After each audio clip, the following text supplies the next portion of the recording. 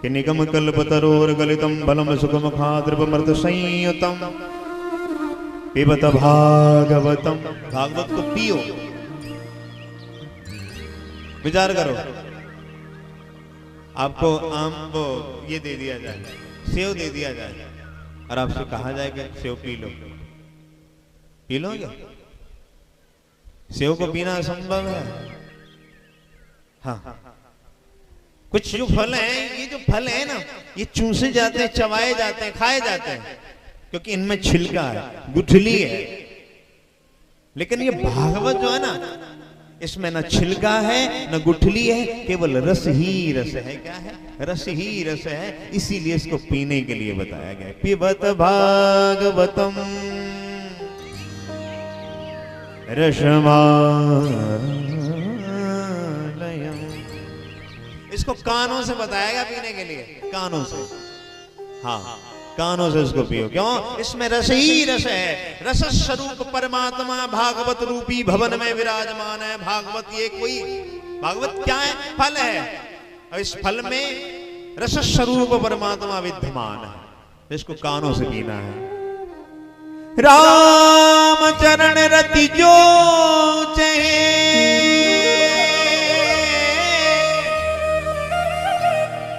अथवा पद निर्वाण बाब सहित सोये कथा करहु श्रवण पुट भाव सहित, भाव सहित यह कथा करो श्रवण पुट। रामायण में भी गोस्वामी बाबा कहते हैं श्रवण पुट, यानी कि कानों से। अब कानों से पीने के लिए क्या बताएं?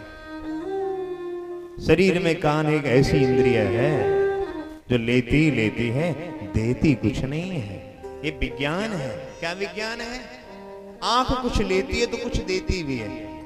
आंख कुछ लेती है ना तो कुछ देती भी है। आंखों से आंसू निकलते कि नहीं निकलते?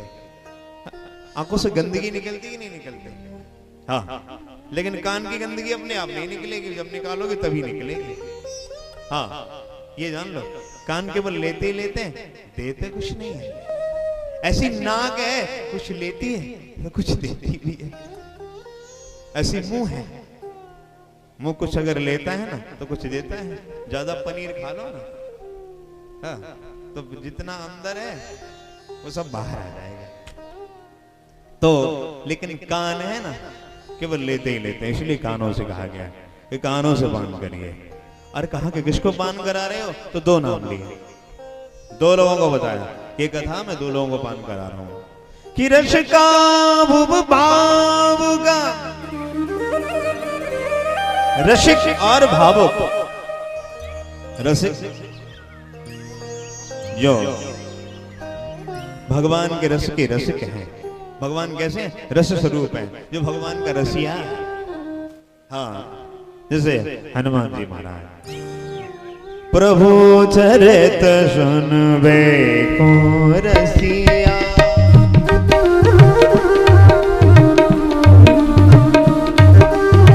प्रभु चरित सुनबे को रसिया,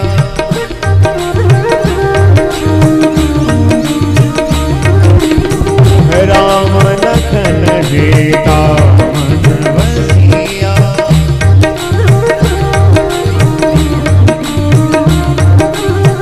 राम लखन सीता मन बसिया।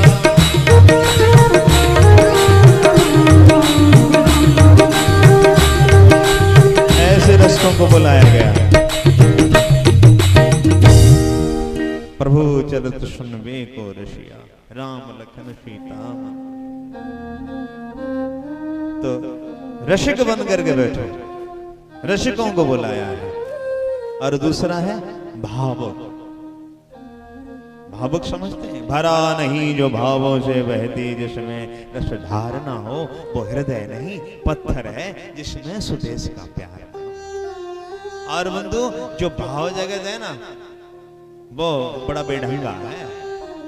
भाव जगत जो है ना, जहां तक बंधुओं बुद्धि और मन की सीमा है, जहां तक मन जा रहा है, जहां तक बुद्धि जा रही है, वो सब माया का क्षेत्र है।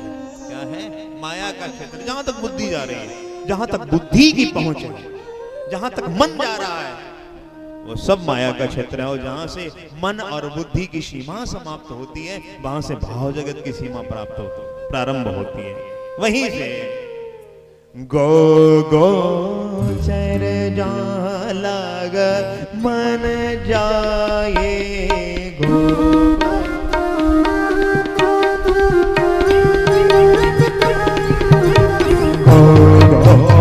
चर जालग मन जाए,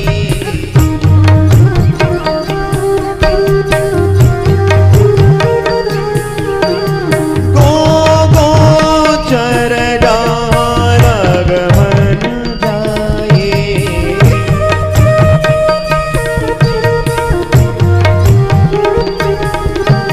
तो सब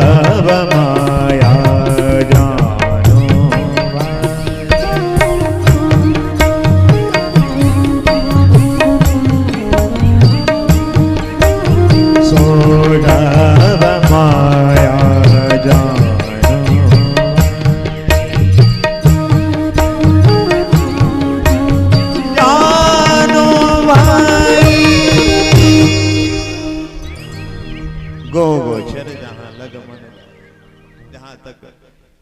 इंद्रियों की, बुद्धि की, मन की जो पहुंच है, वो सब माया का क्षेत्र है। और जहां ये इनकी सीमा समाप्त होती है, वहीं से भाव जगत प्रारंभ होता है। अब भाव जगत कैसे आपको समझाऊं? जैसे एक कोई विदेशी महिला थी, वृंदावन में आई और उसने होटल बुक किया, बिहारी जी के दर्शन किए, राधा रमन लालजू के दर्शन किए, निधिवन में गई, वृंदावन भ्रमण किया, और समय आया कमरा खाली करने का, तो वो अपने कपड़े समेटने लगी और अपने बैग सजाने लगी। तो कपड़े टंगे हुए थे, तो कपड़ों में छिपकली जाकर के बैठ गई, और उसने कपड़े लपेटे और बैग में पैक किए और टैक्सी पकड़ी और दिल्ली पहुंची, फ्लाइट पकड़ी और लंदन पहुंची। जैसे बैग खोला, कपड़े निकाले, तो बंधुओं क्या कि वृंदावन की छिपकली लंदन में पहुंच गई। अब उसको बड़ा बहुत खराब लगा कि वृंदावन की छिपकली इस भोगों की नगरी में यहां चली आई, मुझे तो बहुत बड़ा अपराध लगेगा। तो बंधु उसने जैसे तैसे छिपकली को फिर पकड़ाया, फिर फ्लाइट पकड़ी और फिर टैक्सी पकड़ी, वृंदावन आई, उसी होटल में उसी रूम को बुक किया और छिपकली को फिर वहीं छोड़ा। तो ये भाव जगत है। क्या भाव? ये भाव जगत है। नहीं तो लोग अगर संसार की दृष्टि में से लोग पागल कहते हैं, अरे पागल है, लेकिन जो चीज जहां की है, वन का पुष्प वन में ही अच्छा लगता है। घर में तोड़ करके ले आओ ना, तो उसका महत्व तो खराब हो जाएगा। हाँ, वन का पुष्प वन में ही अच्छा लगता है। तो बंदो, पिबत भागवतम रसमालयम मुहरहो रसिका भुभा। वैसे तो ये प्याऊ है ना, ये सबके लिए है, सर्वधर्म प्याऊ है। यहाँ सभी लोग आकर के पान कर सकते हैं। हाँ, अरे गहरे पापात्मा, पुण्यात्मा, पतितात्मा, कैसी भी आत्मा हो, प्याऊ पे आकर के पी सकती है। सबके लिए प्याऊ, ये सर्वधर्म प्याऊ है। यहाँ पर ये नहीं देखा जाता है ये किस धर्म का है, किस वर्ण का है, सब आकर के समान, भगवान के घर में सब समान होते हैं। तो बंधुओं, इस प्रकार से भागवत, और ये चर्चा चल कहाँ रही है? नैमिषारण्य में। नैमिषारण्य भागवत में बंधुओं, नैमिषारण्य में। भागवत कहां से प्रारंभ हुई? भागवत का उद्गम स्थान कहां है? नैमिषारण्य। राम कथा प्रयागराज में और भागवत नैमिषारण्य में।